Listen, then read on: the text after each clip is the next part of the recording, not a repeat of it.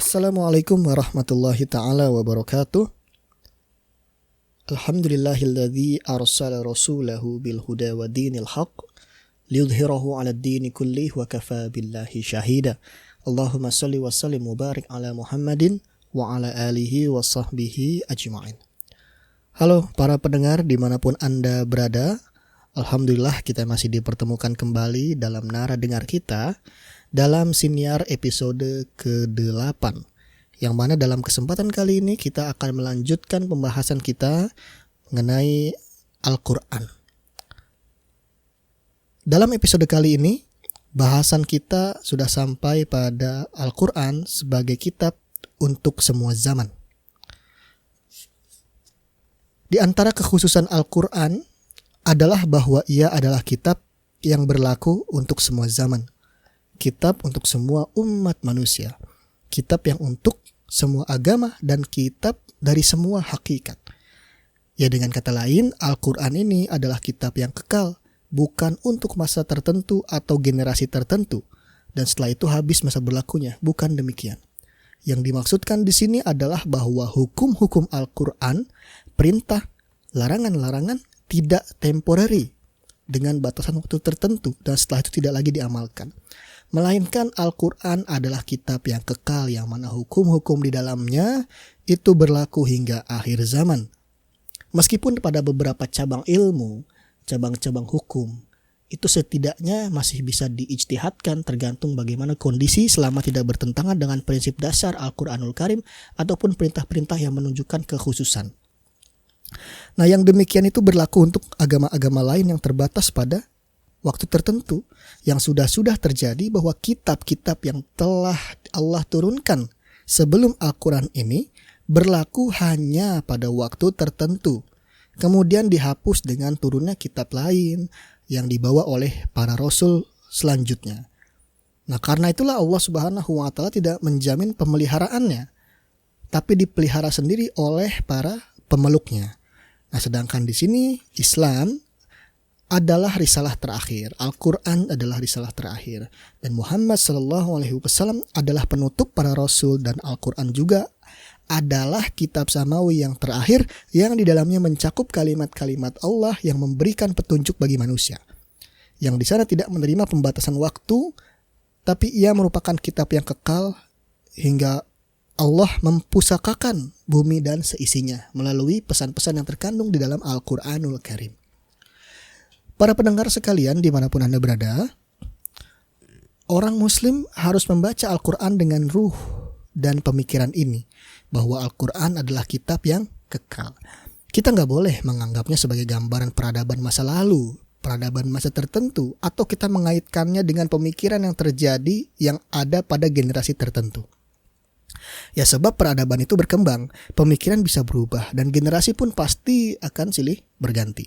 Tapi kitab Allah tetap seperti ini, tetap seperti saat diturunkan oleh Allah Subhanahu wa Ta'ala. Kandungan Al-Quran merupakan ajaran-ajaran yang kekal dan abadi. Selagi kehidupan ini masih ada, apapun keadaannya, siapapun tidak boleh berbuat lancang terhadap Al-Quran, lalu menganggap bahwa sebagian hukumnya khusus untuk masa turunnya, atau masa nubuah, atau mungkin masa sahabat, atau masa-masa Islam yang pertama. Sedangkan zaman modern, masa sekarang dan masa yang mendatang tidak lagi terikat dengan hukum-hukumnya. Tidak dibenarkan pemikiran seperti ini. Nah, hal seperti ini pernah dikatakan oleh golongan Qadianiyah yang mengatakan bahwa jihad hanya berlaku secara khusus untuk masa nubuah, dan kewajiban jihad itu sudah terhapuskan untuk masa sekarang. Nah, yang benar adalah jihad merupakan kewajiban yang berlaku sepanjang masa yang di dalamnya bertujuan untuk membela risalah Islam dan wilayah-wilayah Islam. Berangkat dari sini, para pendengar sekalian, kita harus berdiri tegar untuk menghadapi berbagai upaya yang lancang terhadap Allah, yang maksudnya hendak merampas kekekalan Al-Quran, yang juga di dalamnya hendak membatasi masa berlakunya hukum-hukum Al-Quran, yang bahkan mereka sebut dengan istilah tarikhiyahun nusus. Bahkan ada pula orang-orang yang berusaha hendak menolak hal-hal yang sudah ditetapkan Al-Quran dengan alasan yang diada-adakan. Sebagai contohnya adalah perlakuan mereka terhadap ayat sebagaimana terkandung di dalam Al-Quran surah An-Nisa nomor ayat 11 yang artinya Allah mensyariatkan bagi kalian tentang pembagian pusaka untuk anak-anak kalian, yaitu bagian seorang anak laki-laki sama dengan bagian 2 orang anak wanita.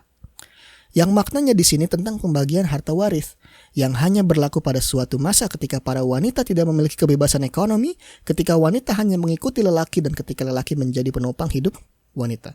Tapi ketika wanita di sini sudah terpelajar dan bekerja, terjun ke dalam kancah kehidupan, membaur dengan kaum lelaki, sehingga dianggap hukum ini tidak lagi relevan untuk masa sekarang. Artinya, mereka menghapus hukum yang ditetapkan Al-Quran, lalu diikuti dengan penghapusan hukum-hukum yang lain lagi, yaitu bagaimana kepemimpinan laki-laki, tanggung jawabnya terhadap keluarga yang telah ditetapkan dalam firman-Nya, Ar-Rijal Qawwamuna 'alan Nisa. Nah, dari 2 hukum di sini kasusnya ya, dalam contoh yang saya sampaikan di sini, mereka pun menghapus hukum yang ketiga, keempat, dan seterusnya karena adanya kelonggaran di situ dan pemahaman bahwa hukum ini akan relevan sesuai dengan zamannya dan Al-Quran bersifat terjadwal gitu. Al-Quran bersifat sementara, tergantung konteks masa lalu, cerminan masa lalu. Nah, inilah pemahaman yang harus kita hindari, bahwa Al-Quran sejatinya adalah kitab yang universal dan kekal hingga akhir zaman nanti. Oleh karenanya Allah juga menjamin pemeliharaan Al-Quran ini. Nah, orang-orang yang bersikap lancang terhadap Allah dan kitabnya harus menghentikan semua itu. Karena dengan begitu tidak ada gunanya. Sebagai contoh ya, mas kawin yang pernah diberikan secara sukarela oleh lelaki kepada wanita yang dinikahinya. Sebab mas kawin ini contohnya adalah legitimasi bagi kepemimpinannya atas wanita. Ya berarti tidak ada gunanya dia mengikut tanggung jawab memberikan nafkah kepada wanita dengan selayaknya. Sebab nafkah yang dia keluarkan itu dan menjadi legitimasi kepemimpinannya, mereka sudah menolaknya. Berarti ketika misalnya ada sebagian hukum-hukum yang tidak dijalankan hanya karena ketidaksepemahaman tentang seseorang, tentang hukum-hukum Al-Quran, hukum-hukum Allah, maka pasti di dalamnya juga akan mengubah hukum-hukum yang lain yang sekiranya memiliki cabang yang jelas dengan hukum-hukum itu. Nah, dari contoh 2 tadi saja sudah dijelaskan bahwa dengan kasus waris saja itu bisa mengubah hukum tentang keluarga Islam, hukum bagaimana membina keluarga, hukum tentang tanggung jawab masing-masing yang dibangun atas dasar kekeluargaan. Nah, di sini akan tercipta multi interpretasi yang salah yang akan sangat bertentangan dengan kekekalan Al-Quran itu sendiri. Nah, ya puncak dari semua ini adalah menggugurkan pensyariatan Al-Quran lalu menciptakan syariat-syariat baru sebagai penggantinya. Ya, dengan kata lain, mereka akan memberikan hak kepada makhluk untuk mengoreksi Sang Khalik dan mempertimbangkan hukum-hukum Sang Khalik itu, Allah Subhanahu wa taala, sehingga dia menerapkan hukum yang dikehendaki dan membuang mana yang tidak dikehendakinya. Nah, sifat-sifat seperti ini sudah pernah terjadi di zaman Bani Israel, yang mana mereka memilih hukum manusia ketimbang hukum Tuhannya, sehingga di dalamnya penuh dengan ketidakadilan dan di dalamnya tidak adanya kekuatan dari segi hukum itu sendiri. Nah, sebagai contoh ya, misalnya apa yang dinyatakan salah seorang wanita dalam anggota konferensi bumi gitu ya, bahwa poligami merupakan ketetapan hukum yang sudah habis masa berlakunya dan tidak relevan lagi untuk zaman sekarang. Ya, ketika ada yang bertanya, apa yang kita lakukan jika jumlah kaum wanita lebih banyak daripada kaum lelaki, seperti yang terjadi setelah meletus peperangan dan seperti yang terjadi pada zaman sekarang. Contohnya di Amerika Serikat yang jumlah wanitanya lebih banyak 8 juta jiwa daripada jumlah lelaki. Nah, speaker ini orang yang menggagas bahwa poligami sudah tidak relevan di sini, hanya dia membisu dan tak mampu menjawabnya.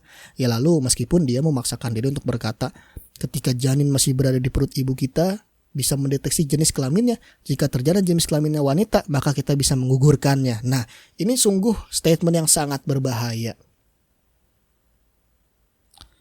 Sungguh statement yang sangat berbahaya. Setelah dia sudah mulai menghapuskan salah satu cabang hukum, misalnya di sini poligami, ini akan munculkan sebuah hukum baru yang menceritakan tentang bolehnya menggugurkan kandungan apabila jenis kelaminnya wanita, sebagai contoh dari konsekuensi larangan itu. Nah, tentu saja kalau kita lihat secara seksama bagaimana proses menggugurkan anak wanita atau bayi wanita ini sebagaimana pernah terjadi di zaman jahiliyah, di mana wanita yang lahir itu bisa dianggap sebagai aib dan harus dikubur hidup-hidup ataupun dibunuh. Nah, tentu saja ini tidak mencerminkan peradaban yang modern. tidak menunjukkan sebagai manusia yang berpikir jernih, tidak bisa menunjukkan manusia yang sangat menyongsong masa depan yang lebih baik. Justru dengan begitu, gagasan yang seperti ini bisa mengembalikan manusia ke dalam masa-masa jahiliyah itu sendiri. Ya makanya di situ kan banyak sekali produk-produk yang terjadi sekarang yang sudah mengatakan bahwa kasus hukum-hukum dalam Al-Quran bersifat temporer yang bisa dipilih ataupun yang bisa berlaku masa ini atau masa datang, yang di sana di dalamnya bisa menimbulkan perpecahan, yang juga bisa menimbulkan multi interpretasi yang tidak ada penjelas karena semuanya semakin liberal, semakin bebas. Nah ini juga orang-orang yang sering sekali disebutkan dari jaringan liberal, orang-orang yang memiliki pola pikir liberal, kebebasan berislam dengan dasar kebebasan, maka tidak akan menemukan kaidah-kaidah yang sangat jelas ketika berhadapan dengan fenomena sosial yang merupakan konsekuensi dari penghapusan atau perubahan hukum-hukum Allah Subhanahu wa Ta'ala dalam Al-Quran. Padahal sebagai seorang yang beriman, kita harus meyakini bahwa hukum Allah adalah hukum yang terbaik, karena hukum-hukum yang terjadi di dalam Al-Quran, hukum-hukum yang ditetapkan dalam kitab-kitab Allah adalah bagian dari sunnatullah, yang mana Allah Subhanahu wa Ta'ala tahu segala hikmah dan manfaatnya.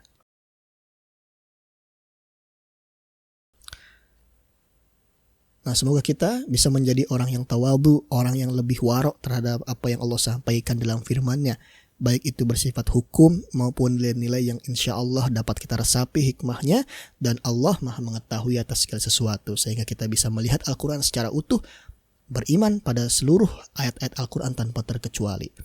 Itu saja mungkin untuk pembahasan kita pada kesempatan kali ini. Memang lebih singkat, tapi di sini mengatakan bahwa Al-Quran adalah kitab yang kekal.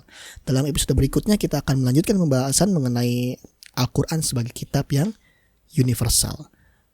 Allahumma fa'na bima 'allamtana wa 'alimna ma yanfa'una warzuqna 'uluman tanfa'una fid dini wad dunya wal akhirah wa akhirul kalam wal 'afu minkum wabillahi taufiq wal hidayah wa ridha wal inayah. Wassalamualaikum warahmatullahi wabarakatuh.